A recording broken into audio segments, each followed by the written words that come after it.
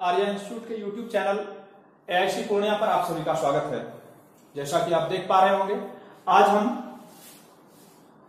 आप लोगों के बीच ज्यामिति यानी ज्योमेट्री के कुछ ट्रायंगल से संदर्भित तथ्यों के साथ उपस्थित हैं।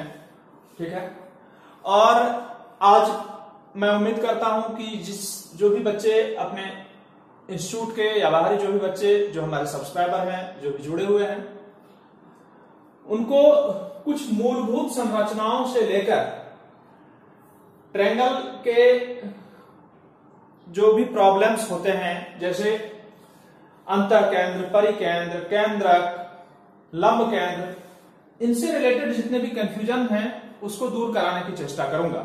ठीक है, तो आते हैं। जिस भी बच्चे ने चैनल को सब्सक्राइब नहीं किया हो उनसे हम्बल रिक्वेस्ट है वो सब्सक्राइब कर लें। आने वाले समय में ट्रायंगल से रिलेटेड कुछ और भी सवाल आप लोगों के बीच रखे जाएंगे।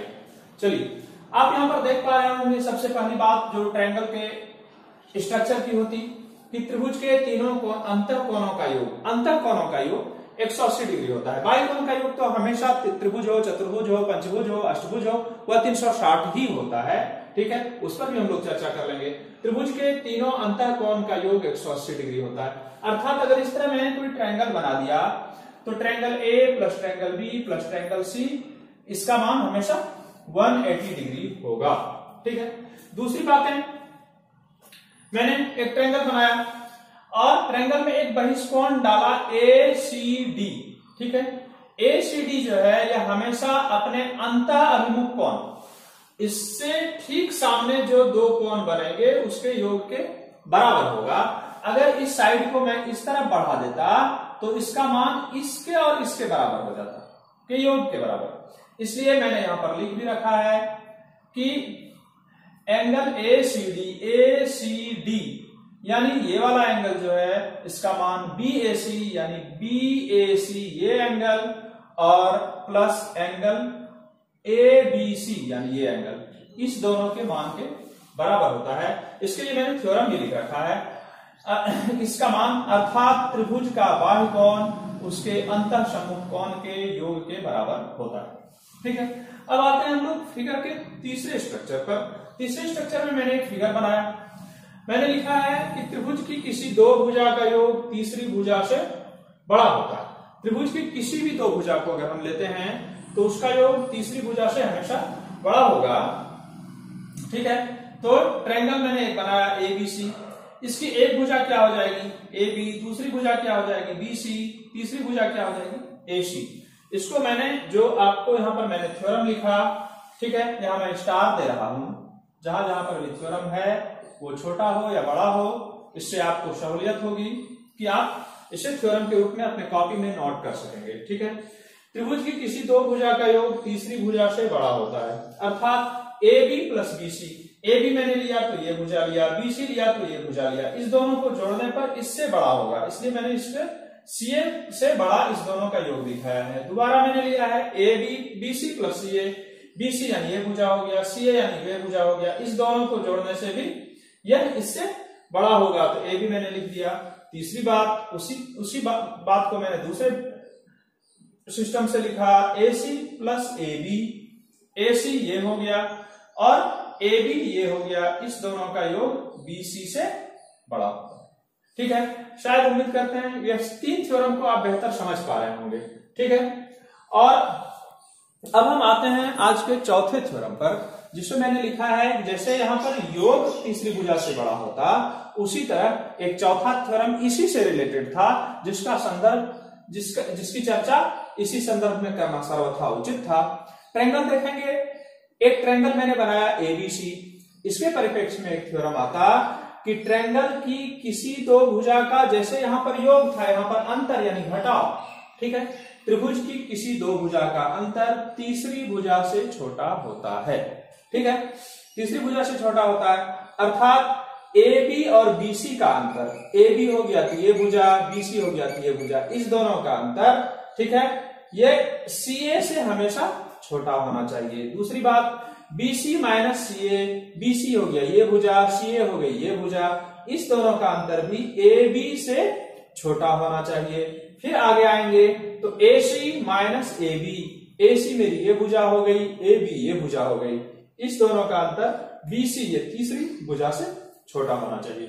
ठीक है, ये दो बातों को हमेशा ध्यान रखेंगे, इससे रिलेटेड सवाल पूछे जाते हैं किसी रेलवे वगैरह के क्वेश्चंस में। जब रेलवे ने अब हाल फिलहाल ही अपने सिलेबस में ऐड किया है एडवांस मैथमेटिक्स को, और जो है कि सिलेबस में जस्ट ऐड हुआ है, इसलिए बिल्कुल बेसिक क्वेश्चन पूछे जाते हैं, कोई बहुत भारी भरकम सवाल आपसे नहीं किए जाएंगे, इसके लिए आप बिल्कुल निश्चिंत रहा करें। ठीक है, अब हम आते हैं आज के 5वें थ्योरम पर। ठीक, एक त्रिभुज, एक ट्रायंगल बनाया, ये AB का मध्य बिंदु X डाला, ठीक है, AC का मध्य बिंदु मिड पॉइंट Y डाला और BC का मिड पॉइंट Z को डाला। ठीक है, अब मैंने इससे रिलेटेड एक थ्योरम आप लोगों के बीच रखा, मैं फिर से यहाँ स्टार बना दे रहा हूं ताकि आपको थ्योरम उतारने में कोई परेशानी नहीं हो।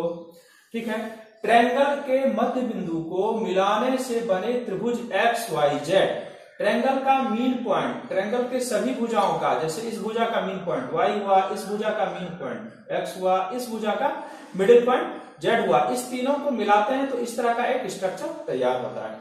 इस बनाने से त्रिभुज XYZ त्रिभुज ABC को, यानी मूल स्ट्रक्चर जो मैंने बड़ा वाला ट्रायंगल बनाया है, इस ट्रायंगल को 4 सर्वांगसम भागों में विभक्त करता है। 4 सर्वांगसम भागों में विभक्त करता है, कहने का मतलब यह है दोस्तों कि पूरे त्रिभुज का क्षेत्रफल अगर 12 होगा तो किसी भी एक टुकड़े को आप लेंगे तो यह भी 3, यह भी 3, यह भी 3, यह भी 3। ठीक है, अगर पूरे ट्रायंगल का क्षेत्रफल 16 cm स्क्वायर है तो एक एक का क्षेत्रफल 4 cm square, 4 cm square, 4 cm square, 4 cm square. ठीक है, इसको मैंने लैंग्वेज में लिखने का भी प्रयास किया है कि XYZ क्रमशः AB, AC तथा BC के मध्य बिंदु हों। ठीक है, तो एरिया ऑफ ट्रायंगल BXZ लेते हैं, यानी ये triangle BXZ equal to area of triangle CYZ ये वाला ट्रायंगल, ठीक है, equal to area of triangle AXY, यानी ये ट्रायंगल जो है यह 1/4 एरिया ऑफ ट्रायंगल ABC, इस पूरे का 1/4 होगा।